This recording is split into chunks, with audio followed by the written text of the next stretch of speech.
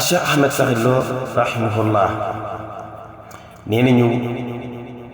bu ndonga mosaane ñëw la muy njëkk a def ci moom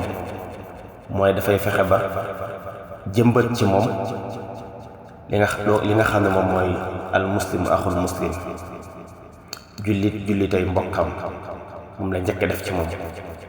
nu mu koy defee ci moom. asalaamaaleykum wa rahmatullahi wa barakaatu. mbokk yi dal leen ak jàmm ci xamle bi ñu leen di xamle daaray Koki. tey ñu di leen indil falsafatu Cheikh Ahmed Sakhir Lo rahimahullah maanaam méthode ak yoon wi nga xam ne moom la Cheikh Ahmed Sakhir Lo teg ci daaray Koki ngir daara ji di ci jaar di ci yar ak di ci jàngale waaye di ci former doomi jullit ñi.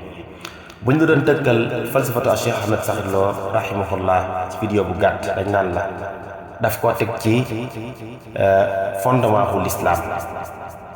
ak ay valeur yi nga xam ne moom la ñuy xaar ci jullit maanaam dafay fexe préparer jëmbët ci ndongo bi ay valeurs yi l'islam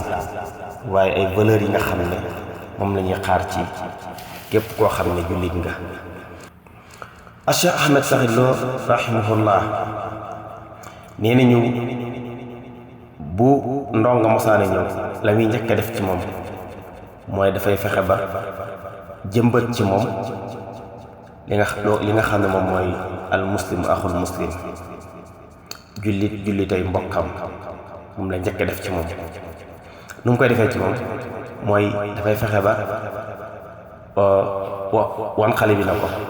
ñii nekk ci daar yépp say mbokk lañ yéen a bokk lépp waaye jàngal xale bi it ne ko loo am yow ak say mbokk yépp yéen a koy bokk. kon Cheikh Ahmed Sakhir Lo réussir na ci bu xale ñëwee ci daara ji ba di fa jógee xale ba lu mu amati daf koy mën a bokk ñëpp dafay mën a xajoo ñëpp it dafay mën a xajoo ñëpp waaye alalam it daf koy mën a bokk ñëpp. daara ji nañuy yaree ndong yi mooy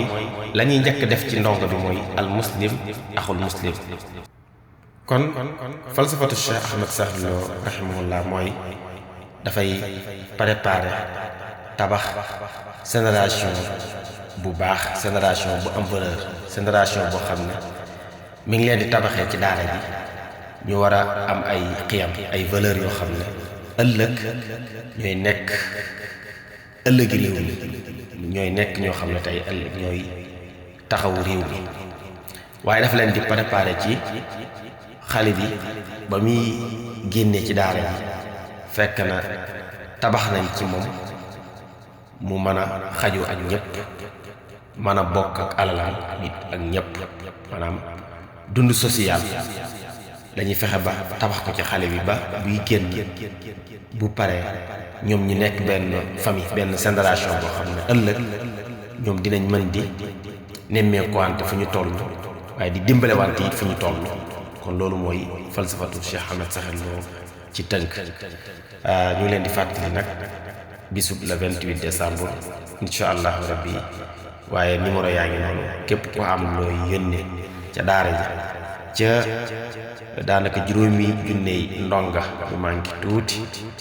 képp ku ci bëgg barkeelu rek numéro yaa ngi noonu rendez-vous le 28 décembre ca Koki. asalaamaaleykum wa rahmatullahi wa barakaatu.